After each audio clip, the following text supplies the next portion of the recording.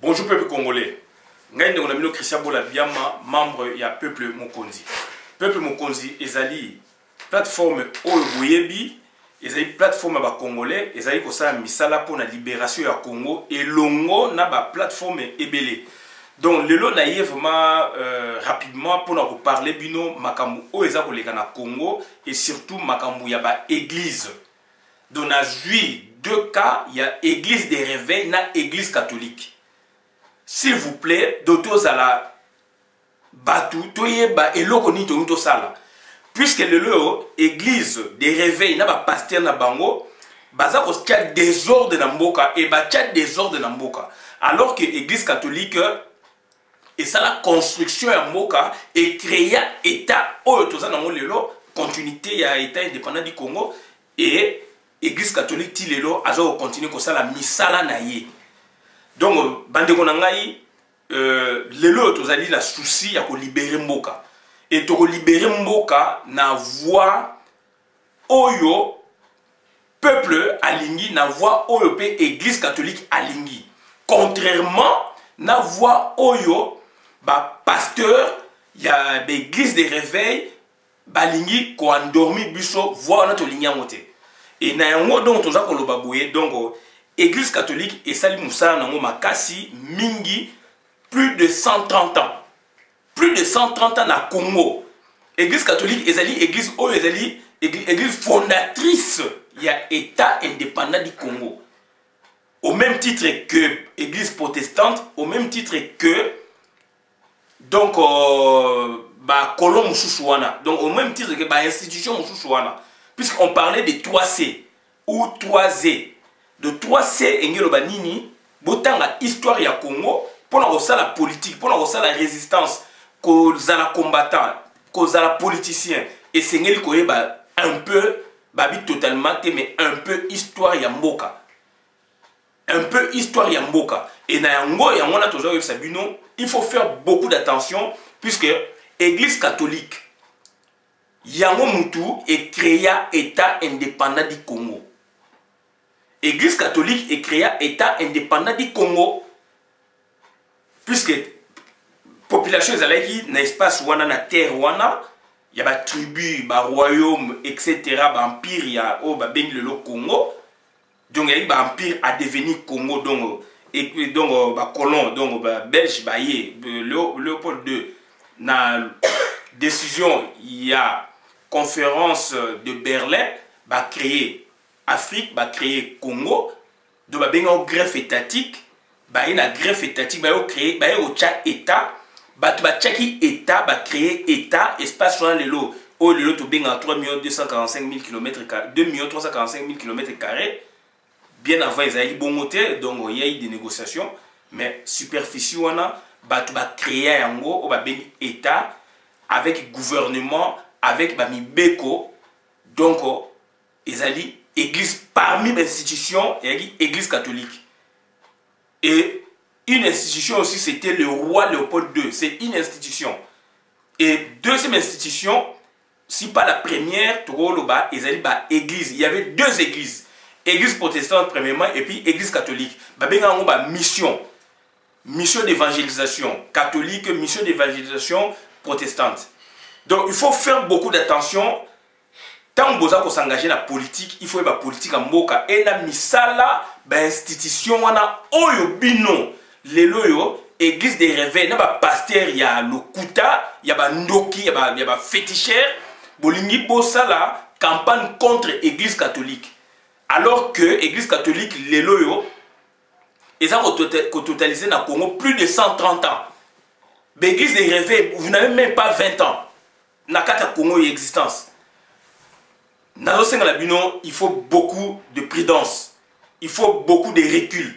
Puisque Bino, pasteur, il y a l'église des réveils, Bino, l'église des réveils. Oyo, vous avez ciblé, vous avez 50 000 $, vous avez déjà belé. Depuis 2006, 2011, 2016, le coût de Bino est au tic et la Bino espace que vous avez déjà ciblé. Donc, il faut faire beaucoup d'attention. Puisque toujours le République démocratique du Congo, État congolais, yo église les réveils yum to créer kango yo pasteur songolo yum to créer kango ezali église catholique et église protestante ba on va créer loko wana en tant que d'institution et évangélisation. Et à part wana qui institution donc chef de l'État il y a église il y a État indépendant du Congo, donc de l'autre côté il y a roi des Belges, donc Léopold II. Donc il faut faire beaucoup d'attention. Église catholique ezali église créatrice il y a État indépendant du Congo et kitani et komaki Congo belge et komaki Congo indépendant avec la structure ou la république nandenge to komi lelo. Donc il faut faire beaucoup d'attention. Donc tant on meki église catholique, yeba que au meki Vatican. Tant on meki église catholique au meki Vatican, qui dit Vatican, la grande puissance du monde. C'est que vous ne savez pas. Qui dit église catholique, ce sont des grandes puissances du monde. Dernièrement, Kanambe a menacé qui Kengwa Dondo na Cardinal Mosengo et rapport avec le Vatican, Vatican même aux États-Unis, Atindi, Wapi, Atindi, France à s'occuper d'un mot. Donc il faut faire beaucoup d'attention. Il faut qu'on ait la diplomatie à niveau national et puis international au Marmebele. Donc ça dit tous les on a tous les Congolais, ma belé les a qu'on a vu ça, mais bah tu vas créer État ou greffe étatique, ezali mindele et mindele on a bazali ba catholique et ba protestant et un roi. Et l'église catholique représentant na bango ou président d'autres représentant l'église catholique na Congo entre guillemets à cardinal Mosengo mais ezali c'est le pape. Donc ça dit tant vous touchez l'église catholique, vous touchez na pape, na Vatican, vous touchez na la puissance du monde. Donc notamment États-Unis, France, Mboka Mineni. Donc bozo sa makam bozo ebate, batiki bino liberté. Bo sala bo prêcher, bo sala bo ebowe, bo comme ko magouya pona bo bebisa moral ya peuple. Pour la bo bebisa misala ya peuple alors que peuple a souffrir. Pour la olé que bo tinda bat na voix la vérité, bozo tinda bat na voix ya mabe et puis bino moko ba passer boza bescro. Boza ba yibi bescro ba vampire. Boza ba vampire, ba charognard. Donc boza na boza ko bebisa mboka, bo bebisi mboka. Et tant que l'église catholique ezwaki masolo nango, na église protestante, mboka ezali ndenge ezali lelo boyete. Et bino boye wana pona ko contrer non seulement bo évangéliser batu, bo pesa batu foi na nzambe non, boyende pona bo contrer l'église catholique. Toko tikela bino espace te. Ba biso oyo toyebi pe moi mukie histoire à Congo. Puisque l'église catholique bazali ba institution oyo je me répète s'il vous plaît, o ba créé qui état indépendant du Congo. Chaque église catholique ezalaki te, église protestante ezalaki te, donc s'occuper donc wana ezalaki te, Congo lelo engezalate. Engeza lelo na ba tribune na tribu eza na marque nango eza na ndenge nango enge bimisa beta na ndenge nango na makambo nango pe na aspiration nango na philosophie nango. Donc il faut faire beaucoup d'attention. Donc il faut que zonga sima koyeba genèse ya likambo ezalaki ndenge nini.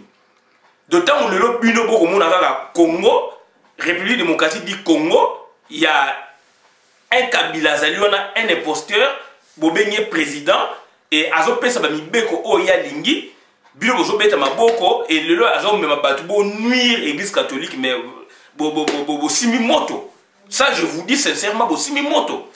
Batikela ke temps ba mindelo balingaki a facilité o ya facilité ki batikela ke temps et basala ki nini basali structure ba créer nini constitution là et qui favorable pour naie et puis aye sou ko changer un seul tour deux tours et élection comme ça un seul tour ba tika ki e aninga sala boy ba bloquer anga sa boy ti et o sa sko ke yeba ke église catholique mute et simi masolo boy ba ke ba donc ba système donc ça dit ba grande puissance mute simi masolo donc ndenge zalio bango doit pesa ki pouvoir na kanambe bango mtu balobi akolongwa et président de la république nyonso na pays oyo ya Afrique oyo ya monde sans et ça n'engage que moi oyo na monde ba pays nyonso na monde na Afrique oyo soki ba organiser élection et que président na bimi donc c'est que yeba ke soki peuple andimie libanda aussi bakoyi pe kondimaye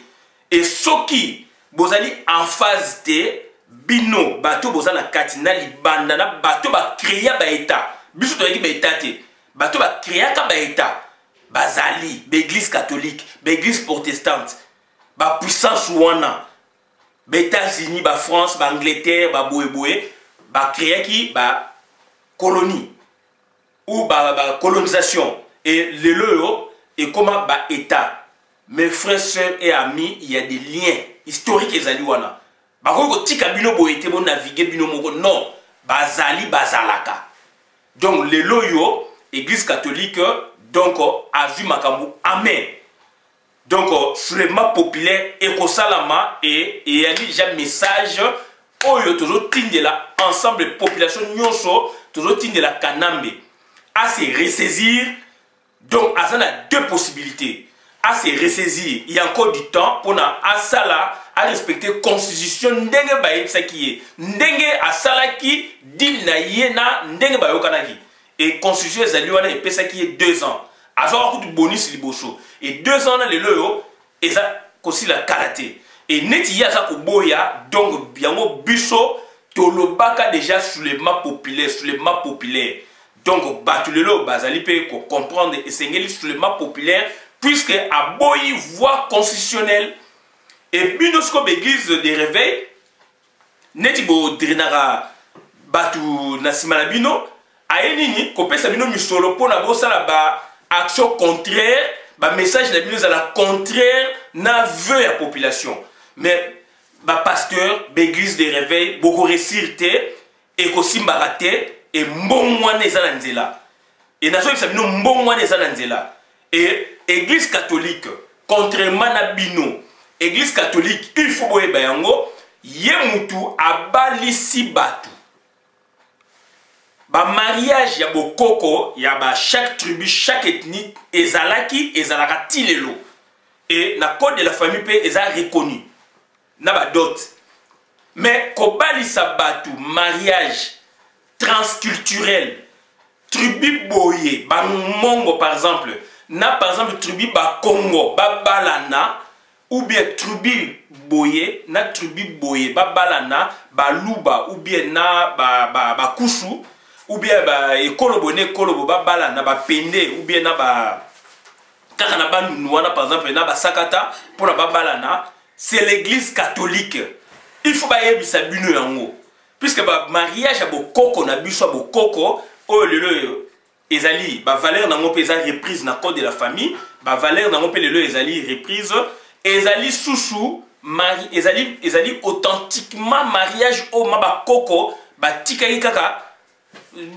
yango te puisque o ba koko ba tikaki ezali nini ekolo ne kolo donc mongo na mongo mtu babalanaka mongo na mongo ndemba bazali ko balana na ba contre wana kaka na ba périmètre o ba en place bazalaki puisque ba yeba ipete ke bande ko musu bazali kuna na basima zamba ko leka so ba 100 km ba 200 km donc ça dire et ba tete on bazali ko balana baluba na baluba bazali ko balana ba kongo na ba kongo bazali ko balana pa mu Congo ayeba ki teke mosoko azalaka mosoko ayeba ki teke mu penda azalaka mu bemba ayeba ki teke ayeba teke donc mu teke azalaka.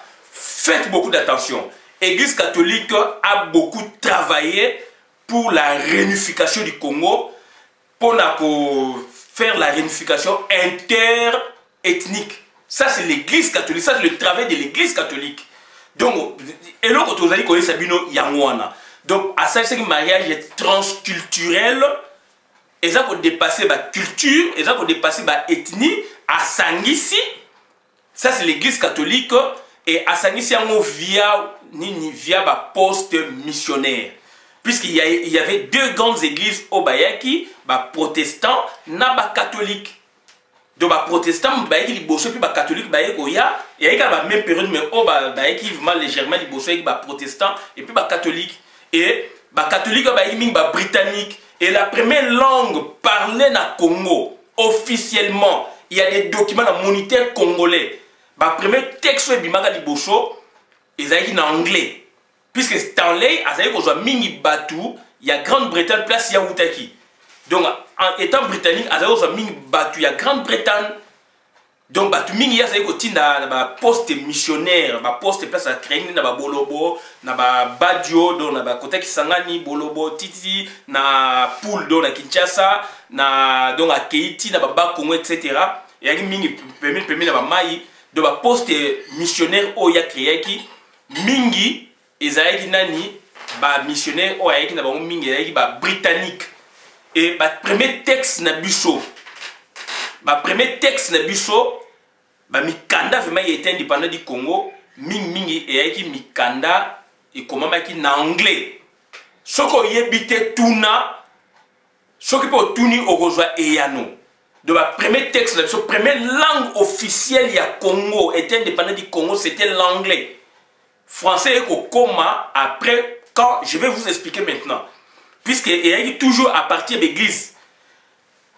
Voilà Léopold de amoni sigo OK yazali francophone toloba et que Stanley azali anglophone azo mema mingi ba anglais ba britannique na ba poste wana et puis ba mikane zo mema mingi na ba premier texte na biso ma mingi ba conversation avec mingi na anglais il faut ko transposant d'où aye ko résolution a komeli pape époque wana ebisie apesa ye ba azo senga na ye autorisation pour na ifatina ndesko ba missionnaire catholique.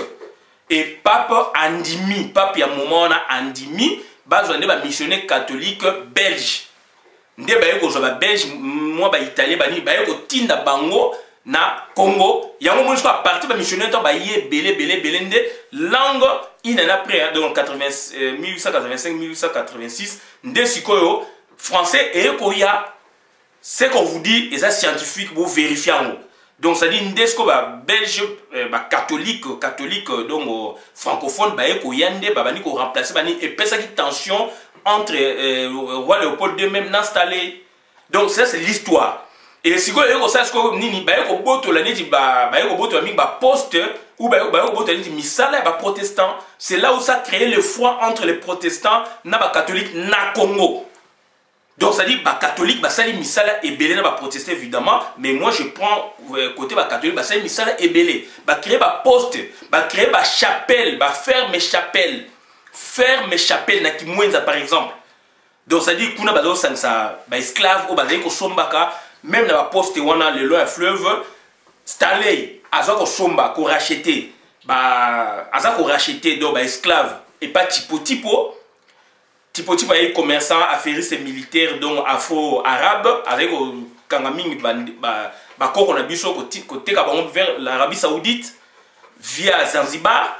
Donc, si on a racheté bango auprès de Tipo, ndazo on a poste missionnaire, na Bolobo, na Badio, na Kisangani, na Moke Bele, na Poul, na Kinshasa, ti na Bakongo kuna bazo baza kozwa dongo ba esclave wana na batu o bazaki na ba conflit na ba tribu na bango na ba territoire na bango oyo ke makele ezozala bazo kana tena ba ndeko na bango mobule zo maoleka ba boma bango bazo zo bango na ba catholique bazo kotsa bango na ba mission wana et na ba poste missionnaire wana nde ba ko apprendre bango catéchisme ba ko apprendre bango alphabet donc alphabétisation. Donc voilà un peu misala o église catholique basala ki nde ba ko balisa bango kaka bana oyo bazaki na kati wana ba ko balisa bango et batu wana sko à leur tour tant ba lendi na maté nde ba komi ko sala sko ba soumission catholique na ba mboka na bango. Ça c'est l'histoire. Et donc grâce à l'église catholique nde ba ko balisa batu o bazalaki donc na distance. Hein? Il y a un territoire donc 800 km, 1000 km, bah yebana quitté que o azabo, bah yeba été que koloboye zala, église catholique d'abani ko bali sabango. Abani ko bali sabato. Totang la bino prochainement ba kombo batouana. Babani ko bali sabango, ko bali sabango. Et bah ko ça ce qu'on y ba ferme chapelle ce qu'on ko la sabatu. Nit na ki moinza ko la sabango, menuiserie, charpenterie, maçonnerie, ba métier. Ça c'est l'église catholique qui a fait ça. De l'église catholique a sali l'école, a sali l'hôpital, a sali bilo ke bele ba université. Ti le loyo yango yo misala ezako salama église catholique a évangéliser batu. A pesi batu foi, koyeba nzambe, kotika ko boma muninga, kotika kolia musuna muninga atopophagie il faut kotika boye il faut kotika c'est l'église catholique et nandenge le tozwa indépendance donc état indépendant du Congo église catholique est créée yango église catholique na protestant ba créer état indépendant du Congo donc ba fondatrice église ya état indépendant du Congo bazalaka misatu ou mine donc c'est à dire Toro ba roi Léopold II église catholique église protestante aujourd'hui aussi neti bato ba na conférence donc communauté internationale donc voilà on va créer qui elo kwana à part roi Léopold II n'est pas égi na ba maman nae butata nae ba Angleterre France États-Unis etc. Voilà donc ça dit bato va créer état indépendant du Congo Batouana donc Batouana il faut qu'on a un respect makasi et Batouana basengi donc les 16 février ceux qui kanambe a respecté délai constitutionnel toke na soulèvement populaire toke na soulèvement populaire pour na ko benganaye et mouvement munene eza esalami le regroupement eza esalami na ba filimbi na kati donc yango na sikoyo batu oyo balingi mboka ekene liboso presque batu nyos bazali na kati wana et tozali ko appuyer loko wana et église catholique encore azali liboso azali ko tia susu espoir na peuple congolais contrairement na bino l'église des réveils église catholique donc a créé a protégé donc famille église catholique donc a créé mariage transculturel donc ekolo boné ekolo balana ba koko na biso ba yika donc balana mongo na mongo pe ya côté wana mutetela pe ya côté wana donc muyaka ya côté wana ya territoire pa bali na périmètre moko donc ba ete ba kimusu bazaka na sima na bango etc. Bien que ba tu ba koko ba kabona kala ba gardaka ba culture na bango mais place ba koko bazalaki mingi ba ete que après 100 km 200 km ba tu bazalaka muki ba moneke muki souega pas na bango. Donc il faut faire beaucoup d'attention. Église catholique et le système il y a monogamie. Ça c'est l'église catholique. Église catholique et le système il y a monogamie. Donc église catholique et le makambu est belé pour faire avancer le pays. Donc ça c'est l'église catholique. Donc il faut faire beaucoup d'attention. Et église catholique jamais ayé na système il y a muyibi système il y a boé non.